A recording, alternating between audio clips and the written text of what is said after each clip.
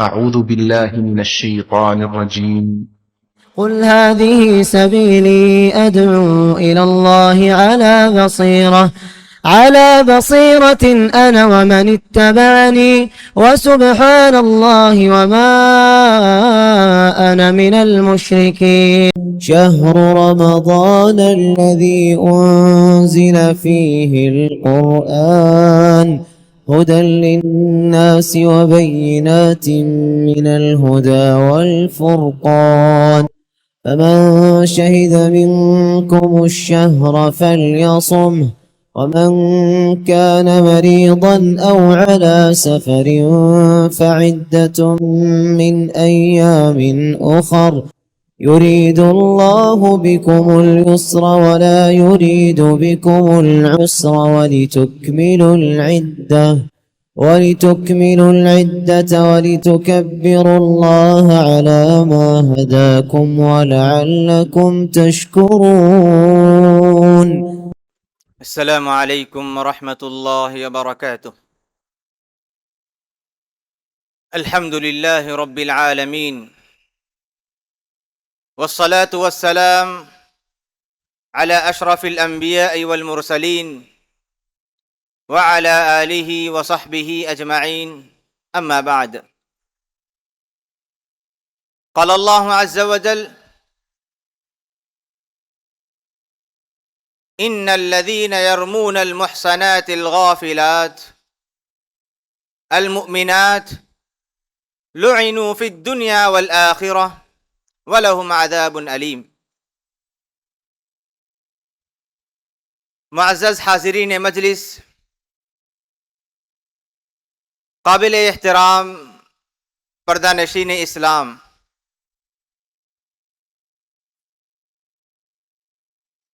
شریعت اسلامیہ نے ایک صالح معاشرے کے قیام کے لیے جو اصول اور قوانین پیش کیے ہیں، ان میں سے ایک اہم قانون یہ ہے کہ اسلامی معاشرے میں رہنے والے ہر کوئی ایک دوسرے کے تعلق سے صاف ذہن، صاف دل رکھیں. پورا معاشرہ اخوت و بھائی چارگی کا بہترین نمونہ ہو. اللہ کے رسول صلی اللہ علیہ وسلم نے جو معاشرہ قائم کیا تھا، ان میں سے ہر کوئی ایک دوسرے کے تعلق سے حسن ظن رکھا کرتا تھا، ایک دوسرے کے لیے خیر اور بھلائی چاہنے والا تھا. نبی کریم صلی اللہ علیہ وسلم نے معاشرے میں برائی پھیلانے کے سارے راستوں کو ختم کر دیا. ہماری شریعت کہتی ہے کہ ہر کوئی ایک دوسرے کے تعلق سے اچھا گمان رکھیں، ہر کوئی ایک دوسرے کے تعلق سے اچھی سوچ رکھیں، ہر کوئی ایک دوسرے کے تعلق سے زبان کا صحیح استعمال کریں. اگر کوئی آدمی کسی کے تعلق سے برائی بیان کرتا ہے یا کسی پر کوئی تہمت لگاتا ہے تو ہمارے اسلام نے اسے بہت بڑا گناہ، بہت بڑا جرم اور بہت بڑی برائی قرار دیا. اور قرآن مجید میں اللہ تبارک و تعالیٰ فرماتے ہیں: ان الذین یرمون المحصنات الغافلات المؤمنات، کہ وہ لوگ جو بھولی بھالی مؤمن پاک دامن عورتوں پر بہتان لگاتے ہیں، ان کی عزت سے کھلواڑ کرتے ہیں، ان پر اللہ تبارک و تعالیٰ کی لعنت ہے اور ان کے لیے دردناک عذاب ہے. اس آیت پر غور کیجئے کہ اللہ تبارک و تعالیٰ نے اس آدمی پر لعنت کی وعید سنائی ہے جو آدمی کسی مؤمن عورت کی عزت سے کھیلتا ہے، کسی بھی پاک دامن عورت کے عزت کے خلاف کوئی جملہ کہتا ہے. اللہ کے رسول صلی اللہ علیہ وسلم نے کسی بھولی بھالی مومن پاک دامن عورت پر جھوٹی تہمت لگانے کو 7 ہلاک کرنے والی چیزوں میں قرار دیا۔ ہم نے آپ لوگوں کے سامنے ہلاک کرنے والی چیزوں کا تذکرہ کیا، اور اللہ کے رسول صلی اللہ علیہ وسلم نے ایک حدیث میں ایک ساتھ 7 ہلاک کرنے والی چیزوں کا ذکر کیا۔ ان میں سب سے پہلا شرک ہے، اور دوسری چیز جادو، اور تیسری چیز کسی بھی نفس کو، کسی بھی جان کو ناحق قتل کرنا، چوتھی چیز سود کھانا، پانچویں چیز یتیم کا مال ناحق طریقے سے کھانا، چھٹی چیز میدان جنگ سے ڈر کر بھاگ جانا، اور 7ویں چیز اللہ کے رسول صلی اللہ علیہ وسلم نے فرمایا وَقَذْفُ الْمُحْصَنَاتِ الْمُؤْمِنَاتِ الْغَافِلَاتِ، کہ بھولی بالی پاک دامن مسلمان عورت پر جھوٹی تہمت لگانا، اس پر زنا کا یا اس کی عزت کے ساتھ کھیلنا، اللہ کے رسول صلی اللہ علیہ وسلم نے فرمایا کہ ہلاک کرنے والی چیز ہے۔ ہماری شریعت ہر ایک کو دوسرے کا احترام کرنے کا حکم دیتی ہے۔ اگر کوئی آدمی کسی مسلمان کے خلاف، کسی مسلمان مرد یا عورت کے خلاف بغیر کسی ثبوت اور بغیر کسی دلیل کے اس پر تہمت لگاتا ہے، اس پر زنا کا الزام لگاتا ہے، یا اس پر کسی برائی یا فحاشی کا الزام لگاتا ہے، تو شریعت نے اسے اتنی بڑی سزائیں متعین کی ہیں کہ اللہ تبارک و تعالیٰ فرماتے ہیں والذین یرمون المحصنات ثم لم یأتوا باربعۃ شہداء، کہ وہ لوگ جو کسی عورت پر تہمت لگاتے ہیں، زنا کی تہمت لگاتے ہیں، اور اس تہمت کے لیے کوئی دلیل نہ لائیں، زنا کے ثبوت کے لیے 4 گواہی ہونا ضروری ہے۔ ثم لم یأتوا باربعۃ شہداء، اللہ تعالیٰ فرماتے ہیں کہ تہمت تو لگا دیا کسی نے، کسی کی عزت پر تو اس نے تہمت لگا دی، اور اپنی اس بات کے لیے 4 دلیل نہ پیش کریں، فجلدوہم 80 جلدہ، اللہ تعالیٰ فرماتے ہیں ایسے آدمی کو 80 کوڑے لگائے جائیں، فجلدوہم 80 جلدۃ ولا تقبلوا لهم شہادۃ ابدا، دوسری سزا یہ سنائی گئی کہ ان کی گواہی کبھی قبول نہیں کی جائے گی، وَأُولَئِكَ هُمُ الْفَاسِقُونَ، تیسری سزا یہ سنائی گئی کہ آدمی ہماری شریعت میں، ہمارے معاشرے میں اس کا شمار فاسق لوگوں میں سے ہوگا، بدکار لوگوں میں سے ہوگا۔ یعنی زنا کرنا جتنا جرم ہے اسی سے برابر جرم یہ بھی ہے کہ کوئی آدمی بغیر کسی دلیل، بغیر کسی ثبوت کے کسی آدمی پر یا کسی عورت پر زنا کا الزام لگائیں۔ غور کرنے کا مقام ہے اللہ تبارک و تعالیٰ نے ہماری عزتوں کا کس قدر لحاظ رکھا، ہماری شریعت میں ہر مسلمان کی عزت کا کیا مقام ہے۔ اللہ تبارک و تعالیٰ نے کہا الزانیۃ والزانی فاجلدوا کل واحد منہما 100 جلدہ، کہ زنا کرنے والی عورت اور زنا کرنے والے مرد کی سزا یہ ہے فجلدوہم، کہ انہیں 100 کوڑے لگائے جائیں۔ زنا کرنے والے کی سزا یہ ہے کہ اسے 100 کوڑے لگائے جائیں گے، اور جو آدمی زنا کا الزام لگائیں اور اس کے لیے ثبوت نہ پیش کریں اس کی سزا یہ سنائی گئی کہ اسے 80 کوڑے برسائے جائیں۔ گویا زنا کرنے والے اور زنا کی تہمت لگانے والے دونوں کی سزا برابر برابر ہوئی، قریب قریب ہے۔ تو زنا کرنا جس قدر جرم ہے، کسی پر زنا کا الزام لگانا یا اس پر برائی کا الزام لگانا یا کسی فحاشی کا الزام اس پر لگانا اتنا ہی بڑا جرم ہے۔ اللہ کے رسول صلی اللہ علیہ وسلم نے اسے ہلاک کرنے والا جرم قرار دیا، ہلاک کرنے والا گناہ قرار دیا۔ اتنا ہی نہیں، سورہ نور میں اللہ تبارک و تعالیٰ نے اس طرح تہمت لگانے والوں کو سخت سے سخت وعید سنائی ہیں۔ اللہ تعالیٰ فرماتے ہیں ان الذین یرمون المحصنات، جو لوگ مؤمن عورتوں پر تہمت لگاتے ہیں، اور اللہ تعالیٰ نے کہا کہ ان پر اللہ تعالیٰ کی لعنت نازل ہوگی، اللہ تبارک و تعالیٰ ایسے لوگوں پر لعنت بھیجیں گے۔ پھر دوسری سزا یہ سنائی وَلَهُمْ عَذَابٌ عَظِيمٌ، ان کے لیے بہت بڑا عذاب اللہ تبارک و تعالیٰ تیار کر رکھے ہیں۔ جو لوگ کسی بھی پاک دامن مومن عورت پر الزام لگاتے ہیں، بغیر کسی ثبوت کے ان کے خلاف کوئی بات کہتے ہیں، اللہ تعالیٰ نے کہا کہ ان پر اللہ تبارک و تعالیٰ کی لعنت نازل ہوگی۔ ایسے آدمیوں کے لیے اللہ تبارک و تعالیٰ نے سخت سے سخت سزا تیار کر رکھے ہیں، اور اس کے بعد ایسا آدمی اللہ تبارک و تعالیٰ کی رحمت سے محروم کر دیا جاتا ہے۔ ایسا آدمی اللہ تعالیٰ کی رحمت سے محروم کر دیا جاتا ہے۔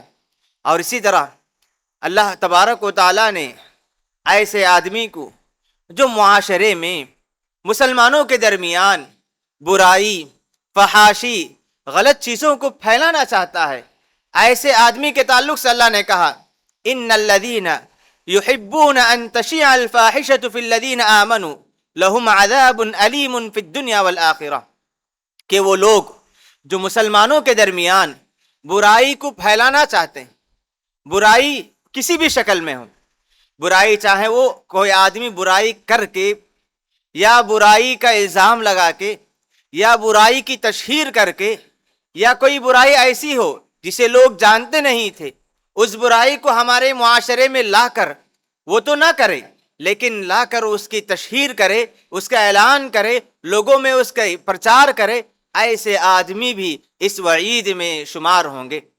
اس آیت کی تفسیر میں شیخ الاسلام ابن تیمیہ رحمہ اللہ نے ایک نکتہ لکھا ہے کہ اللہ تبارک و تعالیٰ نے اس آیت میں کہا کہ ان الذین یحبون ان تشیع الفاحشہ، کہ وہ لوگ جو مسلمانوں کے درمیان فاحش اور برائی کو پھیلانے کو چاہتے ہیں، پسند کرتے ہیں، ان کے لیے اللہ تعالیٰ نے کہا لہم عذاب علیم فی الدنیا والآخرہ، کہ ان کے لیے دنیا میں بھی اور آخرت میں بھی دردناک عذاب ہے۔ یہاں پر اللہ تعالیٰ نے دردناک عذاب کی سزا فاحش کو، برائی کو پھیلانے والے کے لیے نہیں، بلکہ وہ آدمی جو چاہتا ہے اس کے لیے سزا سنائی۔ اگر کوئی آدمی معاشرے میں برائی کرنے لگے یا برائی کا پرچار کرنے لگے، برائی کو داخل کر دے، اس کی سزا کیا ہوگی؟ اللہ رب العالمین نے برائی کو پھیلانے کو چاہنے والے کو یہ سزا سنائی ہے، تو برائی کرنے والے کی سزا کیا ہوگی اس کا اندازہ لگائیے، اس کی سزا اس سے زیادہ ہے۔ اس طرح ہماری شریعت نے ہر ایک کا احترام کرنے کا حکم دی۔ ہر ایک مسلمان کے تعلق سے ہمارا ذہن صاف ہونا چاہیے، ہر ایک کا عزت، ہر ایک کی عزت، ہر ایک کا احترام ہر مسلمان کو کرنا چاہیے۔ اسی لیے اللہ کے رسول صلی اللہ علیہ وسلم نے فرمایا ان ارب الربا، کہ سب سے بڑی زیادتی یہ ہے کہ کوئی آدمی کسی مسلمان بھائی یا بہن کی عزت کے ساتھ کھلواڑ کرے یا اس پر زیادتی کرے، کسی مسلمان کی عزت کے ساتھ زیادتی کرے، اس پر الزام لگا کر یا اس پر تہمت لگا کر یا اس کے خلاف کوئی بات کہہ کر کوئی آدمی اس طرح زیادتی کرتا ہے، اللہ کے رسول صلی اللہ علیہ وسلم نے فرمایا شریعت کی نظر میں سب سے بڑی زیادتی یہ ہے کہ آدمی کسی مسلمان بھائی کی عزت کے خلاف کوئی کھلواڑ کرے۔ تو ہم جان سکتے ہیں کہ ہماری زبان سے کبھی کبھار کسی مسلمان بھائی یا بہن کے لیے کوئی ایسا جملہ نکل جاتا ہے جس کے لیے ہمارے پاس کوئی ثبوت نہیں، جسے کبھی کبھار ایسا ہوتا ہے کہ وہ مسلمان بھائی اس برائی میں ملوث ہوتا، لیکن دوسرے لوگ اسے جانتے نہیں، اللہ تبارک و تعالیٰ اس کی اس برائی پر پردہ ڈال دیے ہیں، لیکن یہ مسلمان، یہ بھائی ہمارے اس مسلمان بھائی کی اس غلطی کو، برائی کو معاشرے میں پھیلانے کی کوشش کرتے ہیں، لوگوں کے درمیان پھیلانے کی کوشش کرتے ہیں، اور یہ سمجھتے ہیں کہ معاشرے میں وہ بہت بڑا خیر اور بھلائی کرنے والے ہوتے ہیں۔ ایسا نہیں۔ اگر کوئی آدمی کسی برائی میں ملوث ہے، لوگ اس کے برائی کو نہیں جانتے ہیں، اگر کوئی آدمی جانتے ہوئے بھی اس کو چھپا دیتا ہے تو بہت بڑی بات ہے۔ اللہ کے رسول صلی اللہ علیہ وسلم فرماتے ہیں من ستر مسلما سترہ اللہ فی الدنیا والآخرہ، کہ اگر کوئی آدمی دنیا میں کسی مسلمان بھائی کی برائی پر پردہ ڈال دیتا ہے تو کل روز قیامت اللہ تبارک و تعالی اس کے بہت سارے برائیوں پر پردہ ڈال دیں گے۔ اگر اللہ تعالیٰ نے کسی کی برائی پر پردہ ڈال دیا ہے تو ہمیں چاہیے کہ اس کو چھپا کے رکھیں، معاشرے میں اسے پھیلانے یا معاشرے میں اسے پرچار کرنے کی کوشش نہیں کرنی چاہیے۔ تو لہٰذا اللہ کا تبارک و تعالیٰ نے قرآن مجید میں سخت وعیدیں سنائی ہیں، اور تاریخ اسلام میں سب سے بڑا جو الزام لگایا گیا، سب سے بڑی تہمت، وہ تہمت ہے ام المؤمنین عائشہ رضی اللہ عنہا کی عزت پر۔ منافقین نے ام المؤمنین عائشہ رضی اللہ عنہا پر جو الزام لگایا، وہ تاریخ میں سب سے بڑا الزام ہے۔ اس سے بڑی تہمت شریعت میں یا انسانی تاریخ میں نہیں پائی جاتی۔ ام المؤمنین عائشہ رضی اللہ عنہا کے ساتھ انہوں نے جو الزام لگایا، ام المؤمنین عائشہ رضی اللہ عنہا پر جو تہمت انہوں نے لگائی، بہت بڑی تہمت تھی۔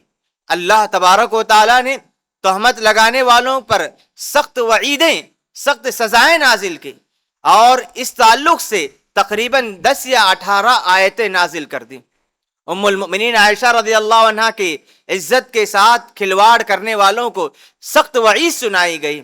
مفسرین نے لکھا کہ یہ ساری آیتیں، یہ ساری وعیدیں جب انہوں نے ام المؤمنین عائشہ رضی اللہ عنہ پر تہمت لگائے تو نازل ہوئی۔ آج کے زمانے میں اگر کوئی آدمی کسی مسلمان عورت کے عزت کے خلاف کوئی کام کرتا ہے تو ہو سکتا ہے کہ وعیدیں اسے بھی شامل ہو جائے، یہ ساری وعیدوں میں وہ بھی شامل ہو سکتا ہے۔ سورہ نور اٹھا کر دیکھیں، سورہ نور میں اللہ تبارک و تعالیٰ نے عائشہ رضی اللہ عنہا پر جو تہمتیں لگائی ہیں، ان پر کیا کیا سزائیں سنائیں۔ بعض مفسرین نے لکھا ہے کہ اللہ تبارک و تعالیٰ نے کسی برائی کی تردید میں اتنے سخت الفاظ، اتنی سخت وعیدیں اور اتنی آیتیں کسی برائی کے خلاف نہیں اتاری جتنی آیتیں کہ ام المؤمنین عائشہ رضی اللہ عنہا پر تہمت لگانے والوں کے خلاف نازل کی۔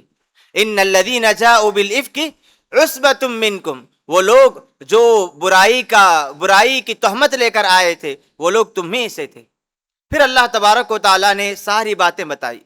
سن 6 ہجری میں اللہ کے رسول صلی اللہ علیہ وسلم ایک غزوہ بنی المصطلق سے واپس لوٹ رہے تھے۔ اللہ کے رسول صلی اللہ علیہ وسلم کا معمول یہ تھا کہ جب کبھی سفر میں نکلتے، قرعہ کے ذریعے سے کسی ایک بیوی کو اپنے ساتھ لے جایا کرتے تھے۔ اس غزوے میں ام المؤمنین عائشہ رضی اللہ عنہا آپ کے ساتھ تھیں۔ غزوہ سے واپسی کے بعد یہ غزوہ کہتے ہیں کہ جدہ اور مدینے کے درمیان ایک بستی ہے، اس بستی میں یہ لڑائی ہوئی تھی۔ واپسی میں اللہ کے رسول صلی اللہ علیہ وسلم ایک جگہ پڑاؤ ڈالے تھے، آرام کے لیے ایک جگہ رکے ہوئے تھے۔ رات کا ماحول تھا، تاریکی تھی، اللہ کے رسول صلی اللہ علیہ وسلم آرام کر کے وہاں سے نکل گئے۔ دوران قیام جب آرام کر رہے تھے، ام المؤمنین عائشہ رضی اللہ عنہا قضاء حاجت کے لیے، اپنی حاجت مکمل کرنے کے لیے قافلے سے کچھ دوری پر گئی ہوئی تھی۔ جب وہ واپس لوٹنے لگی تو جو ہار وہ جو پہنی ہوئی تھی، وہ ہار انہوں نے گم پایا۔ ہار کی تلاش کے لیے واپس گئی پھر سے، اتنے میں قافلہ وہاں سے نکل گیا۔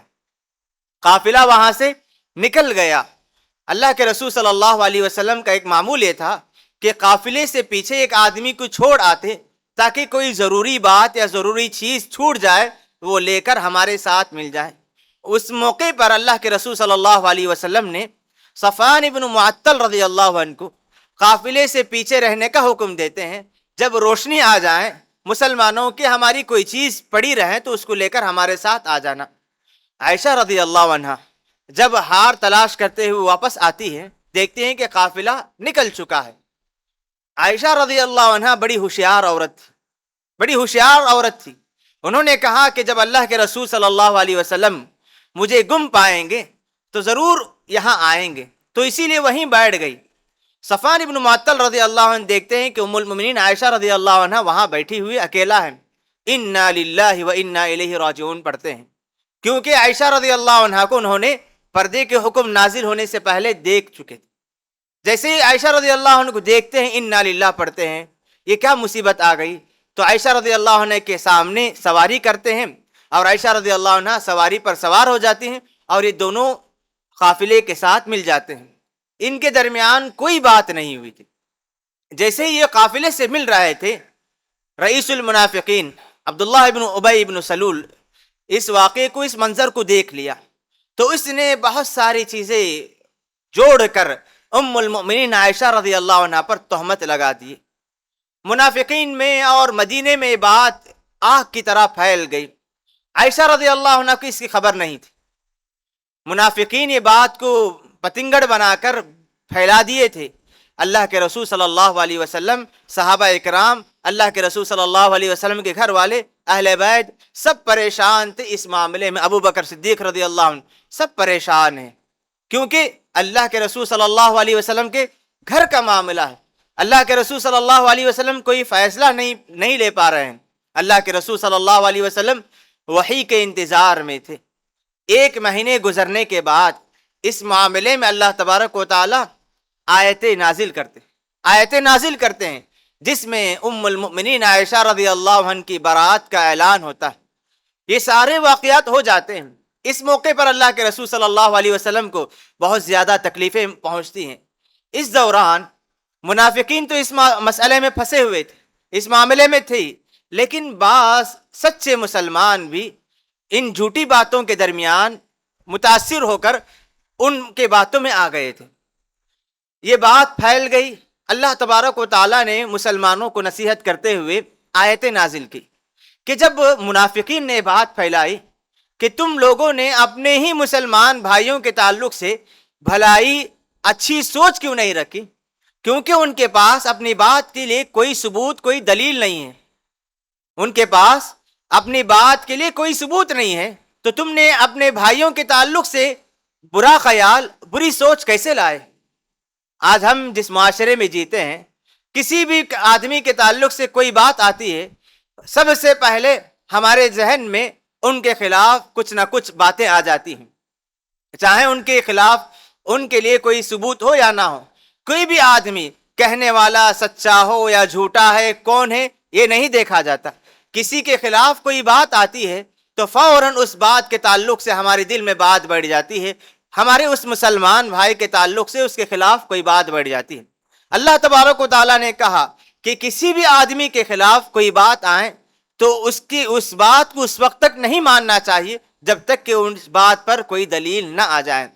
اور اللہ کے رسول صلی اللہ علیہ وسلم نے فرمایا کفی بالمرء کذبا ان یحدث بکل ما سمع، کسی بھی آدمی کے جھوٹا ہونے کے لیے کافی ہے کہ ہر سنی بات کو دوسروں تک پہنچائیں، ہر سنی بات کو دوسروں تک پہنچائیں۔ اگر ہم واٹس ایپ استعمال کرتے ہیں، سوشل میڈیا استعمال کرتے ہیں، کسی کے تعلق سے کوئی بات آ گئی، ہم فارورڈ کر دیے، ثبوت نہیں، تحقیق نہیں، ہم بھی اس حدیث کی وعید میں آ جائیں گے۔ اللہ کے رسول صلی اللہ علیہ وسلم کے قول کے مطابق ہم بھی جھوٹے انسانوں میں شمار ہوں گے۔ کوئی بھی بات آگے پہنچانی ہے تو اس کے لیے سب سے پہلے تحقیق کرنا کہ آیا وہ بات صحیح ہے یا نہیں، یہ دیکھنا بہت ضروری ہے۔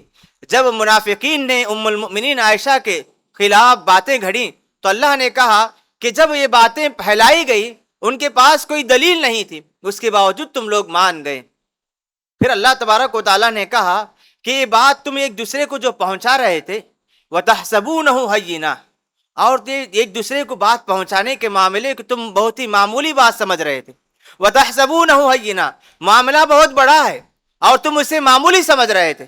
وَهُوَ عِندَ اللَّهِ عَظِيمٌ، اللہ نے کہا کہ کسی بھی مسلمان کی عزت اور اس کے آبرو کا معاملہ ہے تو اللہ تبارک و تعالیٰ کے پاس وہ معاملہ بہت خطرناک ہے، بہت بڑا معاملہ ہے۔ اللہ کا فضل اور اس کی رحمت نہ ہوتی تو اللہ تبارک و تعالیٰ کا عذاب تم پر آ جاتا۔ یہ اللہ کا فضل ہوا اور اس کی رحمت ہوئی کہ اللہ نے تمہیں معاف کر دیا، اس معاملے میں تمہاری پکڑ نہیں ہوئی۔ یہ باتیں ہوئی، اس کے بعد اللہ تبارک و تعالیٰ نے سخت وعید سناتے ہوئے فرمایا کہ اگر کوئی بھی مسلمان معاشرے میں کوئی برائی پھیلانا چاہے، برائی پھیلانے کی کوشش کرے، ایسے آدمی پر اللہ تبارک و تعالیٰ کی سخت وعیدیں، اللہ تعالیٰ کی لعنت، اللہ تعالیٰ کا عذاب ہے، اور ایسا آدمی اللہ تعالیٰ کی رحمت سے محروم کر دیا جاتا ہے۔ پھر اللہ تعالیٰ نے قیامت کا حوالہ دے کر کہا یوم تشہد علیہم السنتہم وایدیہم، دنیا میں جو کچھ تم کام کرتے ہو، تمہارے اعضاء، تمہارے بدن کے سارے اعضاء تمہارے خلاف گواہی دیں گے۔ آج تم کسی بھائی کے تعلق سے، کسی کے تعلق سے سن کر جو کچھ تم کہتے جاتے ہو، کل روز قیامت یہی زبان تمہارے خلاف کہے گی۔ یہ ہاتھ جسے تم نے برائی کو پھیلانے کے لیے استعمال کیا، یہ ہاتھ تمہارے خلاف گواہی دے گا۔ یہ پیر جسے تم نے برائی کے لیے استعمال کیا، یہ پیر تمہارے خلاف گواہی دیں گے۔ اللہ نے کہا کہ دنیا میں اس معاملے کو تم آسان سمجھ کر معاملے کو آگے بڑھاتے چلے جاتے ہو، لیکن کل روز قیامت یہ اعضاء تمہارے خلاف گواہی دیں گے تو تمہاری حالت کیا ہوگی؟ اللہ رب العالمین نے اس طرح کی برائیوں کو روکنے کے لیے، ختم کرنے کے لیے جو اسلوب اور جو طریقہ بتلائے بہت ہی خطرناک ہے۔ عزت کے ساتھ کھیلنا یا کسی کے خلاف غلط سوچ اختیار کرنا بہت ہی بڑا گناہ ہے۔ اللہ کے رسول صلی اللہ علیہ وسلم نے بہت بڑا جرم قرار دیا، ہلاک کرنے والا جرم قرار دیا۔ اس معاملے میں ہمیں چوکنا ہونا چاہیے، ہوشیار ہونا چاہیے۔ کسی کے خلاف زبان چلانے سے پہلے سوچنا چاہیے کہ کل روز قیامت اللہ رب العالمین اس تعلق سے سوال کرے تو میں کیا جواب دوں گا۔ اس کے جواب اگر ہمارے پاس ہے تو آپ کسی کے خلاف کہیں، اگر جواب نہیں ہے تو اپنی زبان کی حفاظت کرے، ورنہ اللہ رب العالمین کے پاس جواب دینا ہوگا۔ یہ واقعہ افک ہے، اس میں اللہ تبارک و تعالیٰ نے بڑے پیغام دیے۔ یہ واقعہ نازل ہونے کے بعد ام المؤمنین عائشہ رضی اللہ عنہ کا مقام بہت بلند ہو گیا۔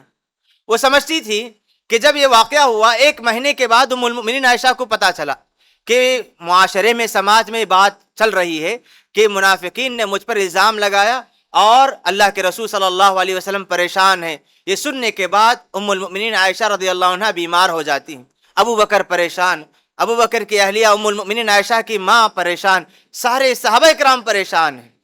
اس کے بعد یہ آیتیں نازل ہوتی ہیں۔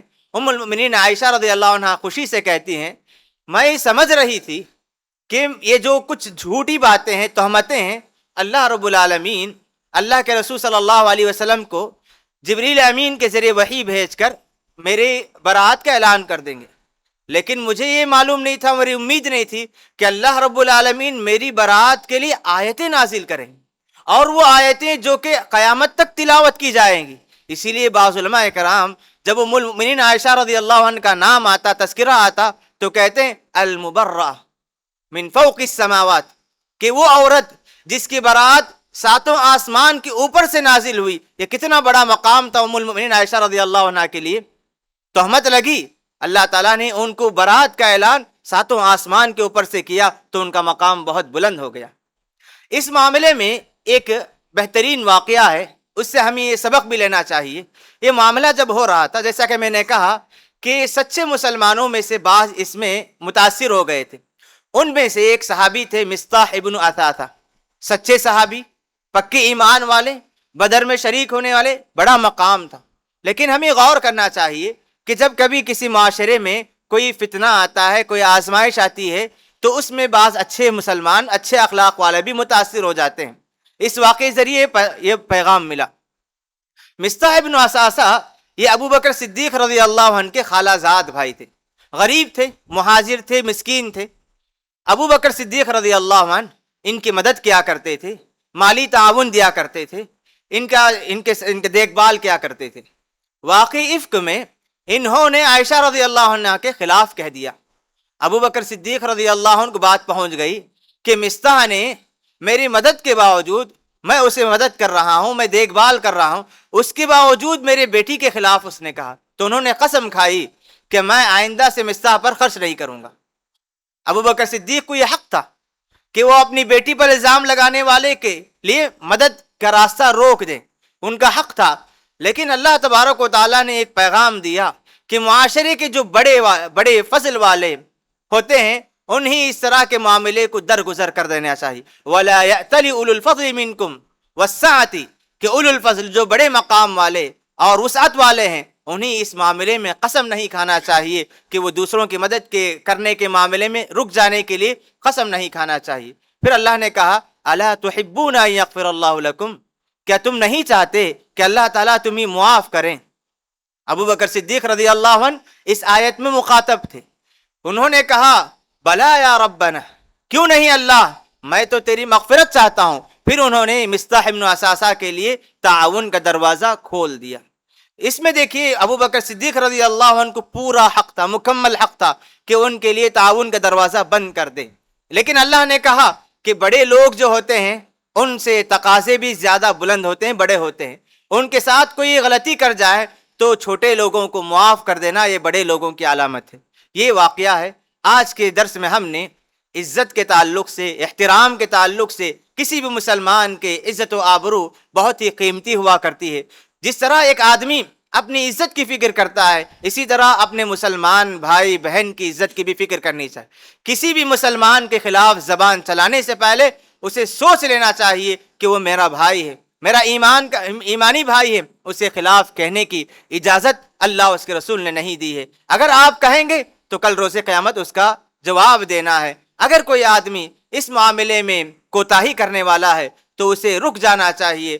آج کے زمانے میں ہمارے سامنے یہ جو موبائل فون کی شکل میں بہت ساری چیزیں آ گئی ہے، سوشل میڈیا ہے، کسی کے خلاف بھی کوئی بھی بات آتی ہے یا کوئی برائی کی چیز ہوتی ہے، ناچ گانے، اسے ہم فارورڈ کر دیتے ہیں، اور اس دوستوں کے درمیان عام طور پر یہ ہوتا ہے، اور وہ سمجھتے ہیں کہ یہ دوستانہ تعلقات ہیں، ہم دوسروں کو پہنچائیں گے تو کوئی بات نہیں۔ اگر ہم ایک چیز جو دوسری چیز دوسروں تک پہنچاتے ہیں، اگر اس میں کوئی برائی ہو یا اس میں کوئی فحش چیز ہو یا اس میں کوئی گناہ ہو تو ایسا آدمی برائی کو پھیلانے والا ہوگا اور اللہ تعالیٰ کی لعنت کا مستحق ہو جائے گا۔ کوئی بھی چیز فارورڈ کرنے سے پہلے سوچئے اس میں کوئی برائی نہ ہو، نیک اور اچھی چیزیں فارورڈ کریں اور اچھی چیزوں کو پھیلانے کی کوشش کرے، برائیوں کو روکنے کی کوشش کرے۔ رب العالمین مجھے اور آپ کو ان تمام تعلیمات پر عمل کرنے کی توفیق عطا فرمائے۔ رب العالمین ہم تمام کو قرآن و حدیث پر عمل کرنے والا بن کر زندگی گزارنے کی توفیق عطا فرمائے۔ اللہم آمین، وصلی اللہ علی نبینا محمد وعلی آلہ وصحبہ اجمعین۔